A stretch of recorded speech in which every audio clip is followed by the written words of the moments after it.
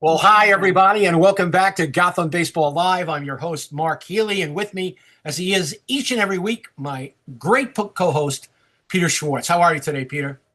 I'm doing great, Mark. Good to talk to you and see you again. And I'm really excited about our guest. Not long ago, we had a Yankees minor league broadcaster on the show. And today we're going to go down on the farm with the Mets. Justin Rocke, who's one of the broadcasters for the Mets Class A team in Brooklyn with the Brooklyn Cyclones. So we're going to catch up with Justin in a little bit on how some of the Mets prospects are doing on Coney Island. The team's not doing that great, but it's always great to check in and see how some of the prospects are doing. Well, anytime you bring up the Brooklyn Cyclones, I get emotional because I was working at AP full time in 2001, and I covered the inaugural season of the Cyclones in 2001 for a Brooklyn weekly called the Brooklyn Skyline. And that was a very emotional time for me covering that Mm-hmm. team. And I wound up covering the Cyclones for several years after that. But nothing will ever match that first season in Coney Island. It was awesome to cover a team for the first Didn't they, time. Mark? Didn't the first game in Cyclones history? I wasn't there, but I was watching it on TV. Didn't the first home game in Brooklyn end in a walk-off home run? Yes, it did. It It was did, right? awesome. Oh, it was awesome. It was awesome. I can't remember the guy's name. It was he was a big. I'm pretty sure he was a big first baseman. I can't remember his name. Maybe Justin Rocke will know. Maybe Yeah. Justin will maybe he'll know the because it was a Warner Fusel call, the great Warner Yes. Fusel, who was the voice of Twib Notes for This Week in Baseball, Yeah.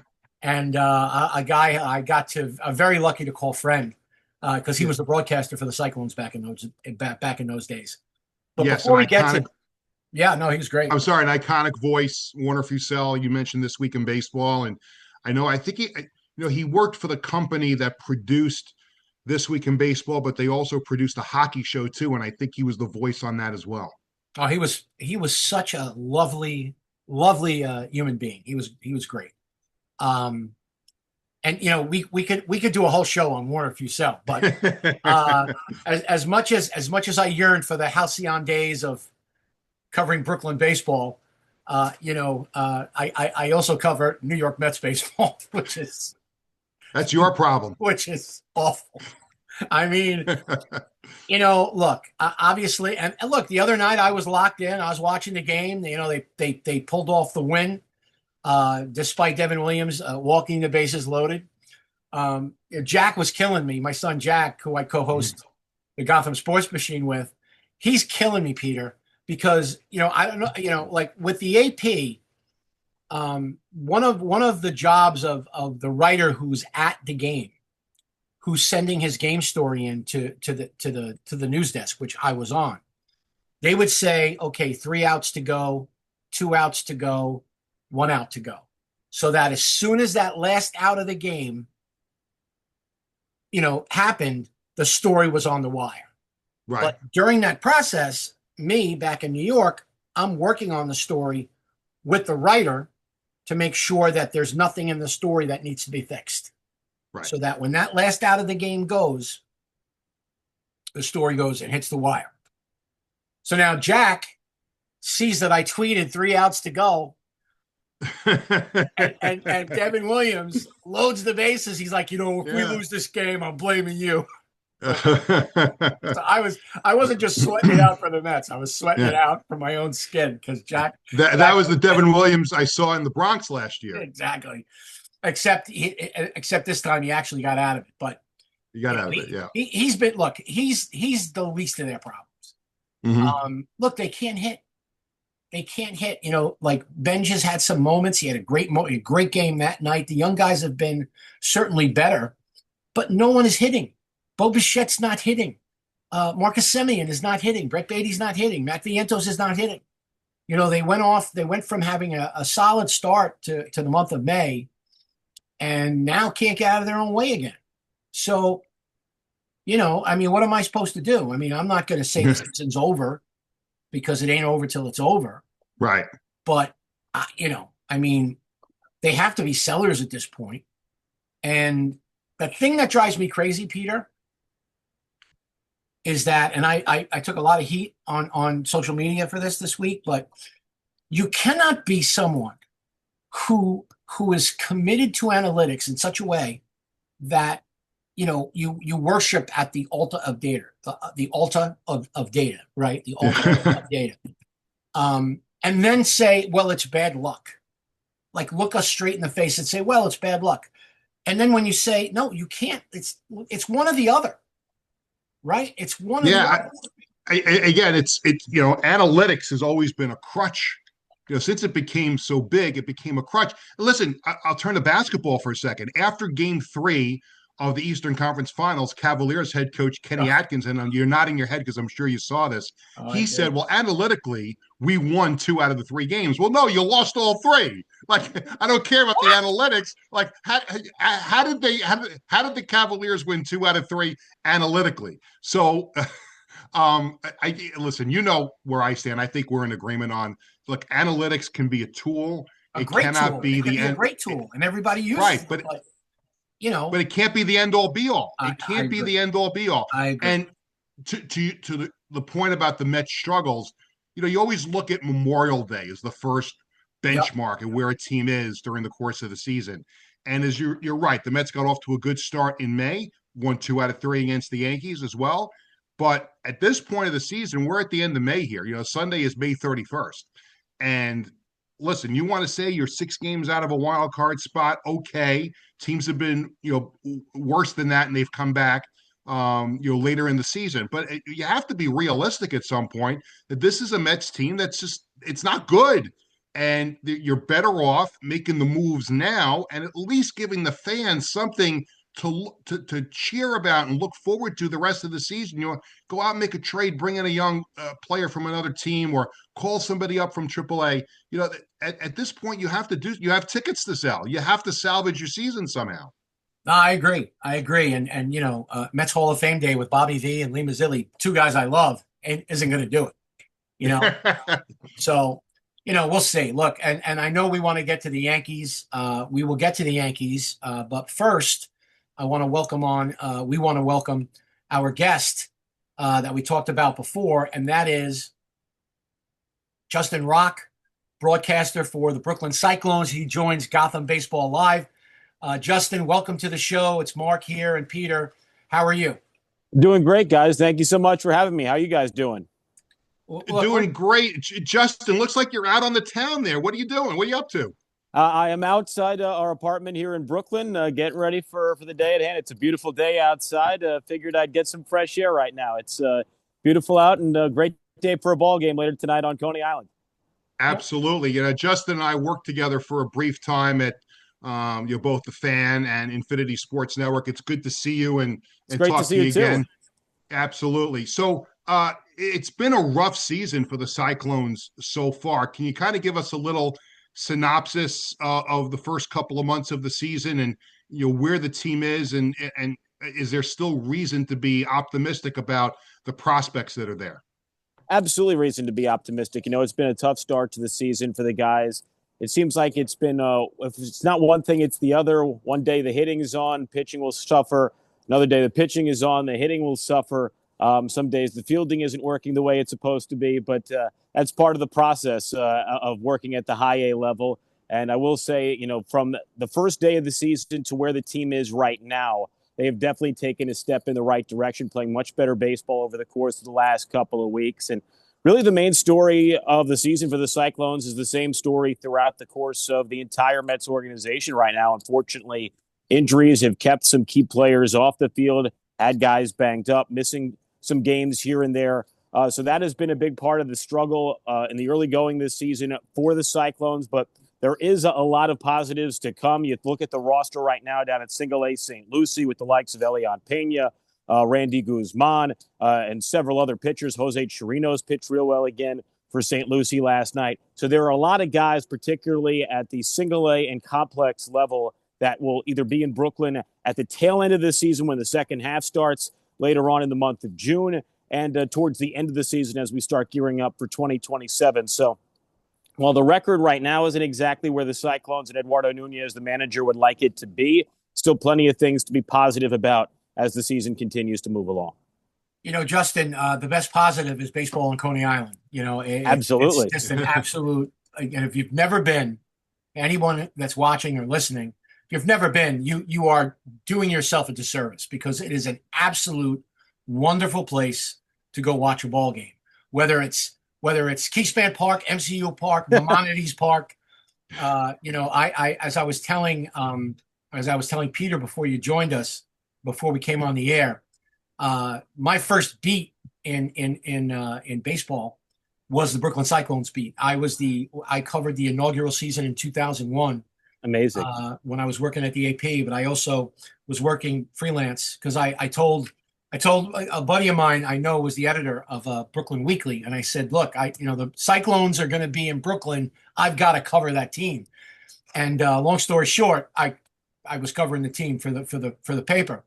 And, so the difference, this is what I want to talk to you about, because we actually have a beat writer here at the Wave, Jorge Eckhart, who's been covering the Brooklyn Cyclones. Absolutely. Had him out yesterday. Yeah. For a few years now. So it was so important to me to have that as part of the Wave, because so many people here are Met fans. So many people here love going to Brooklyn. We just had Rockaway night. You guys just hosted Rockaway night, which is, always an awesome night. But my question is this, and this is something that I try to explain to people. When I covered Brooklyn back in the day, they were a low A team, short season, like really kind of very low in the organizational totem pole. And while there were always rumors about becoming the double A, team, I always felt like something would change with Brooklyn, that at some point, having a team in Brooklyn, you really want that to be kind of like a spotlight place.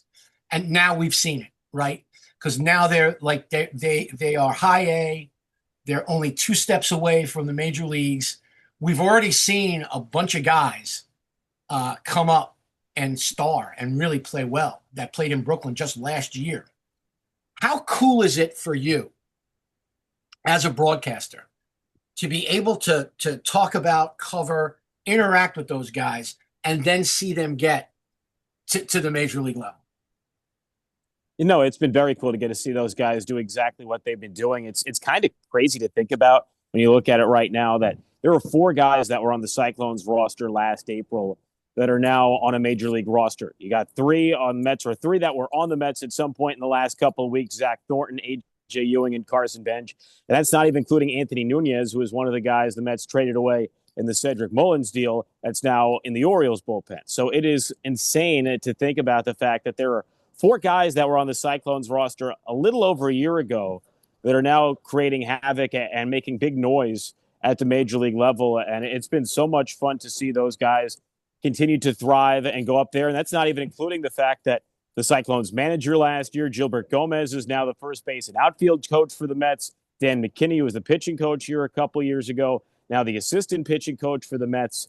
So it has really been a pipeline over the last few years to see these guys continue to just rocket up through the system in a short period of time. And that's not even including 2 years ago when you had a pitching rotation of Nolan McLean, Jonah Tong, and Brandon Sproat, not even including Jack Wenninger, who's also on the precipice of making his major league debut at some point here in 2026. So it has been so much fun to see Brooklyn sort of become this hub for the next wave of Mets stars. And, the phrase that my boss, Billy Harner, coined, and we've used a lot over the years, is that amazing starts here. And it really has been the case over the last few seasons. And I know right now that it's been a tough start to the season for the Mets, but there's so much talent still coming up through the system, so much talent on the roster in Brooklyn this year, and obviously up in Binghamton and Syracuse and beyond. So, obviously it's been a rough start to the season on the field, but a lot to be positive about and a lot to look forward to as the rest of 2026 rolls along, in addition to 2027 and beyond. So, Justin, the slogan in Brooklyn is always "amazing starts here." And it's to your point before, and also to Mark's point, it's so cool when you get a chance to see a player in the minor leagues, and then a couple of years later, he's in the majors. My family and I were at a game a few years ago, and my son took a selfie with Francisco Alvarez. And and then all of a sudden he's in the major leagues. We saw him at an event, and Jared got that picture signed by him. That little picture right by the Cyclones dugout. Give us a little feel on this year's team for fans who want to come out to a game. Give us a name or two that would make the trip to Coney Island worth it. These are the two guys or so that you want to see play for the Cyclones this year. Well, one of the big names is obviously the Mets' first-round pick from last year, and Mitch Voigt has been playing a whole lot of shortstop so far this season. Was a two-way player in college at Michigan. Gave up pitching last year. Now a full-time infielder, and it's been an up-and-down start to the season for Mitch as he gets his feet wet, particularly at the high A level. But over the course of the last couple of weeks, has really started to turn it on offensively. Clobbered a long home run to dead center field earlier this week off the batter's eye, and those who haven't been to Brooklyn before and been to Coney Island, it's 412 to dead center field on Coney Island. That's further than Citi Field. That's further than Yankee Stadium. And that's a shot. That's a shot. This is my fourth year with the Cyclones. I had never seen anybody bang one off the batter's eye until Mitch did it this week. So he's a guy who has a lot of raw skills, particularly with the power, plays a really nice defensive shortstop. Hasn't had a ton of protection in the lineup so far this season, so the numbers aren't exactly where he would like them to be. But he has such a great mentality, such a great attitude. Really is just a true professional the way he goes about his business day in and day out. So he's a guy that you're going to love to see coming out to Coney Island as the season rolls along. Then you look at it from the pitching side. There have been a lot of really talented arms, maybe not on the top 30 prospect list, but guys certainly Mets fans need to keep their eye on. Obviously, Channing Austin was with the Cyclones earlier this season, a Brooklyn native from Prospect Lefferts Gardens, recently promoted to Double-A Binghamton. He had one of the top 5 ERAs in all of baseball, a guy who was undrafted, a great find by the Mets front office.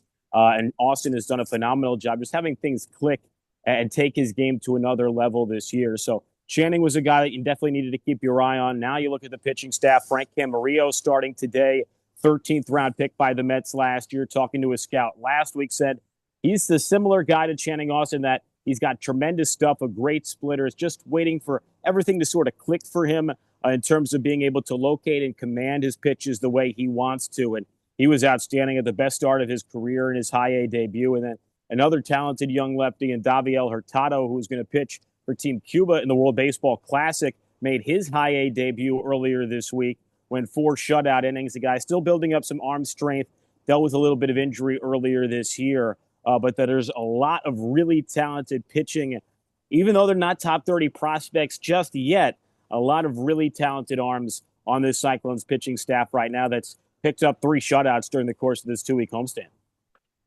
Justin, you're following in some great footsteps as a broadcaster for the Cyclones. Oh, yeah. I don't know. I'm sure, being there and, I know the great Steve Cohen, not the Mets Steve Cohen, but the Cyclone Steve Cohen, who's been there since the beginning. I'm sure he's told you stories about the great Warner Fusel. Of course. The absolute fantastic broadcaster for the Cyclones. But here's the thing. This is what I always like.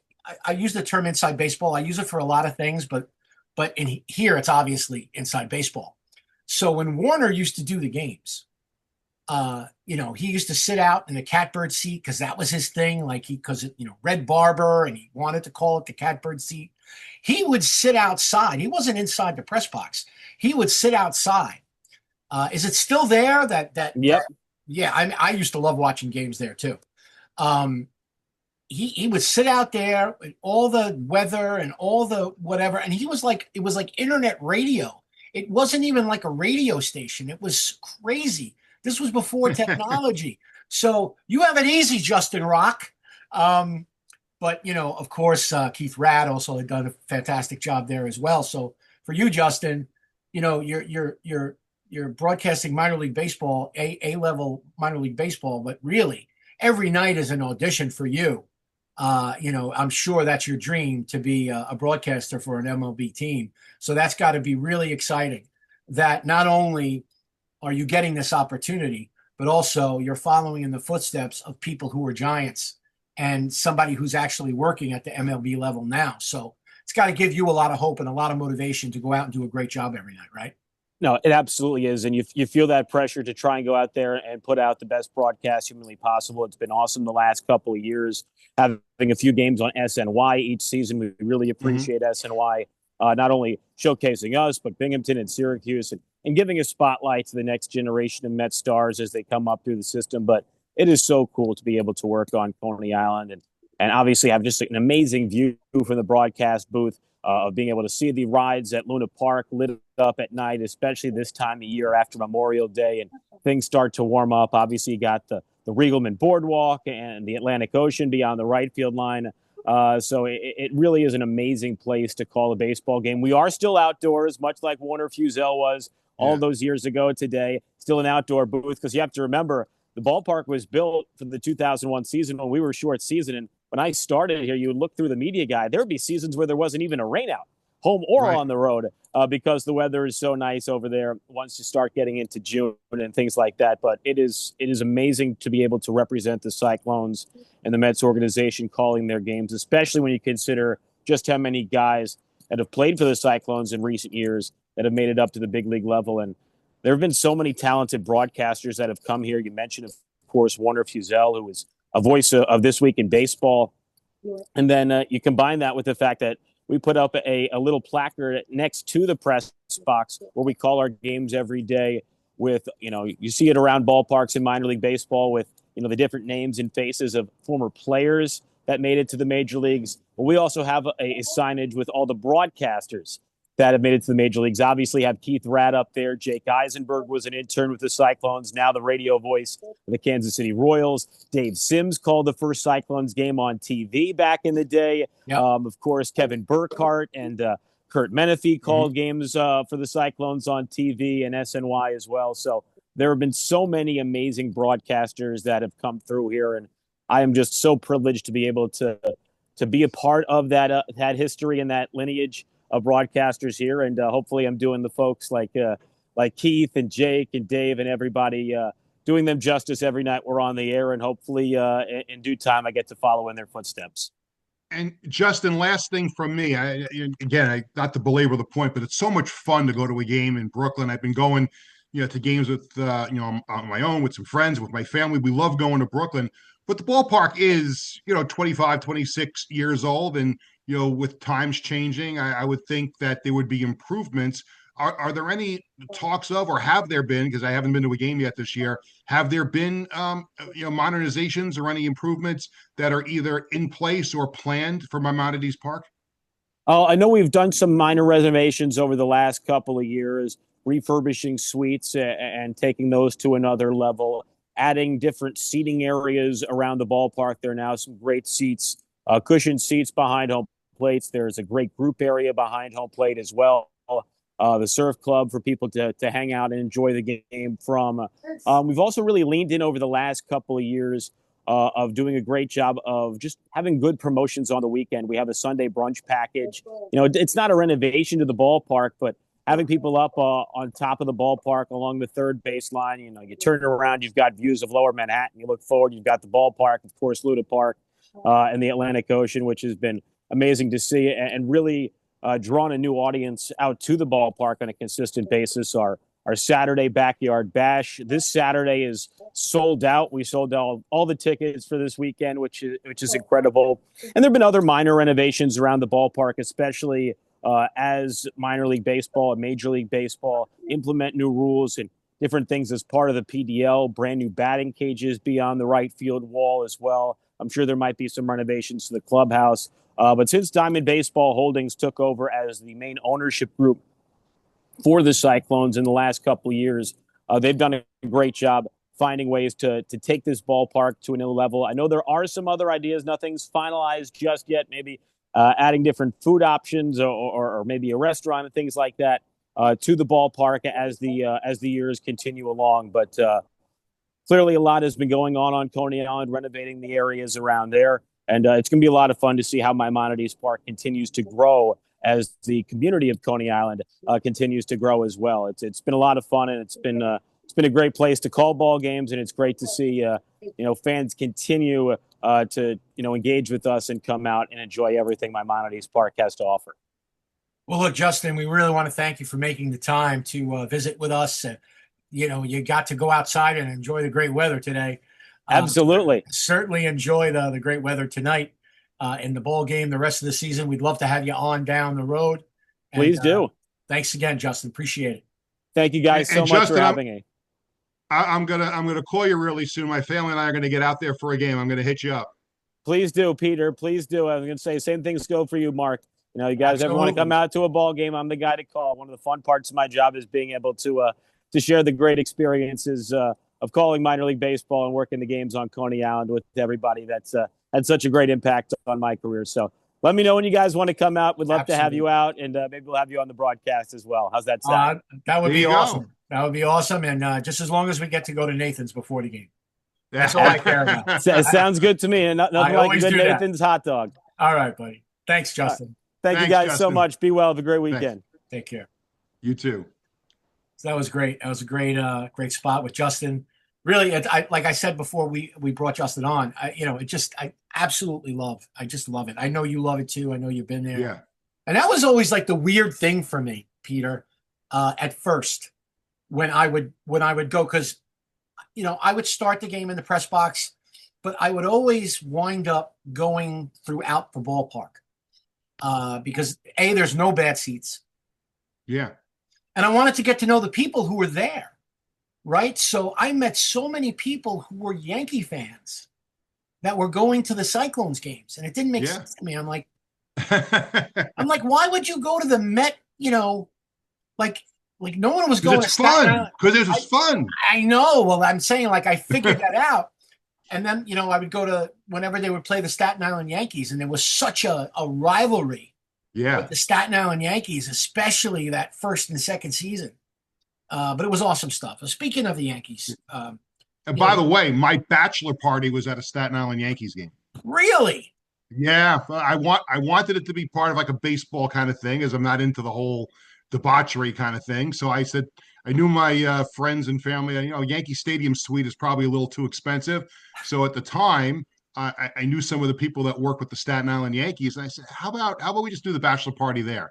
And we had a blast that night. It was fun. Nice. It's too bad that the Staten Island team didn't last and got, retracted. But they now have the Staten Island Ferry Hawks out there who are rivals of the Ducks in the Atlantic League. I haven't been out there yet for a Ferry Hawks game, but it's a nice ballpark. But it's interesting. They both ballparks opened the same exact year, but Brooklyn is still standing as far as having an affiliated team. Well, a good buddy, my good buddy Gary Perrone, who was with the Brooklyn Cyclones forever, is now running the Ferry Hawks. So go support the Ferry Hawks too, because it's a great ballpark. And that really worked out for you for your bachelor party, because the jail's like right there. So if anybody got out of hand, you go right to the jail. Wait a minute. Do we have a couple of minutes? We have a couple of minutes. So my friend who organized the bachelor party that night is taking care of all the things. I said, you know what? This is where I want it. Just don't tell me anything else that's going on. Just no debauchery or anything like that. So he calls me up one day and said, everything is all set with the suite, but somebody from the Staten Island Yankees called me today and wanted to know if you wanted a stripper in the suite for the bachelor party. And I'm like, you know what? Just whatever you want to do. If you think it's appropriate, whatever. I just want my bachelor party at a baseball game. That's it. I was a little uncomfortable with it, whatever. Turns out like a week later, they called him back. They called my friend back and said, we can't do that stripper in the suite because there's a kid's birthday party next door. But it was fun. We had a few foul balls, came back into the suite, so we had a good night. I always used to make fun of. I had this like friendly rivalry with the folks at the Staten Island Yankees, because the Mets, the Cyclones press box was so nice, and they had free food before the game and everything. Yeah. And and the press box, I don't have no idea what it looks like now, but it was so small. Yes. And it was so tiny. And it was like night and day. It was pretty funny. But look, but before we go, we definitely have to talk about the Yankees, because as bad as the Mets have been, the Yankees have had some moments where they've struggled, but they're back to they're back to winning ball games, and it doesn't matter who you play as long as you beat them. That's what good teams Right. do. They beat teams that they're supposed to beat. Garrett Cole is back, looks good. The last week we were you were going on about Bednar, but the Yankees have righted themselves here, and what are they only a half game out now of first Game and place? a half. Game and a half out.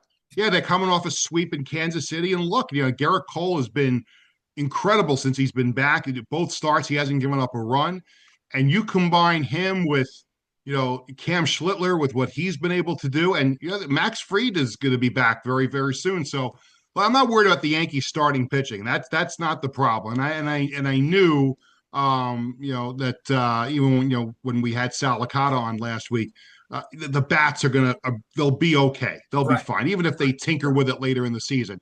My concern is that bullpen. It still is a concern. And I think if the Yankees are going to be serious about contending for the AL East and even further contending for a World Series championship, they've got to fix that bullpen, because it's still, to me, it would be the Achilles heel. Back in the day, and again, comparing apples and oranges, back in the day, Yankees go to the 7th, 8th, 9th inning, game was over. Boom, boom, boom. It's not Right. the case anymore. They've got, No. and listen, you're not finding the next Mariano Rivera is not walking through the door at this point, but you have to come up with someone competent who could be the setup guy and who could be the closer. And that's the only problem I think the Yankees have. And, Peter, I always felt like Joe Girardi was really good at figuring out who those guys were. And maybe it was because he was a catcher. Mm-hmm. Whatever reason, to me, Girardi always seemed to have like a better handle on how to kind of curate that bullpen, as it were. I'll use a Gen Z word, curate the bullpen. And look, I think Boone gets way too much heat at times, but he's not as good at that. And that's where, to me, that's where the pitching coach comes in, Matt Blake and his staff. They really need to do a better job of figuring out that bridge and figuring out who's going to close games, because it may not matter much now, but it's definitely going to matter as they get closer to the postseason. They're going to have to figure out, or even before the deadline, right? Because you got to figure out, do we need to go get some guys? Yeah, I mean, there could be some arms, teams that are going to fall out of it. Hey, listen, this guy's a live arm. Let's go get him. Most of the guys that Cashman got last year have not panned out the way they thought it would. So, we'll see what happens. But in the meantime, Yankees head to Sacramento to take on the A's. And it looks like that Las Vegas ballpark's coming together very, very quickly. Are they supposed to come in next year? I think it's supposed to be next year where the A's finally become the Las Vegas A's. If there's baseball next year. Well, that's what I'm saying. Well, again, so then let's look at Let's 2020. hope so. I mean, because it's ridiculous to play in that ballpark. Mm-hmm. It's just ridiculous. I mean, I still feel terrible for the Oakland fans. Yeah. It's just a whole bad situation. That whole ownership group and the whole way that they left Oakland. It's just, there's so many problems with Major League Baseball right now that this collective bargaining agreement, when it expires, there's going to be a lockout, most likely. I doubt they're going to get anything cleared up before then. But let's just hope that somehow they figure out a way, Peter, so that we can talk about 2027. Yeah, we'll get into the labor dispute. We'll get some people on as we head towards the rest of the season, because they started exchanging proposals this week. So we'll get into that as the weeks go on. But let's try to enjoy the rest of the 2026 season before we start really worrying about what baseball games we're going to be at next year. Well, one of us might be enjoying it more. Yeah, well, that's true. That's true. Yeah.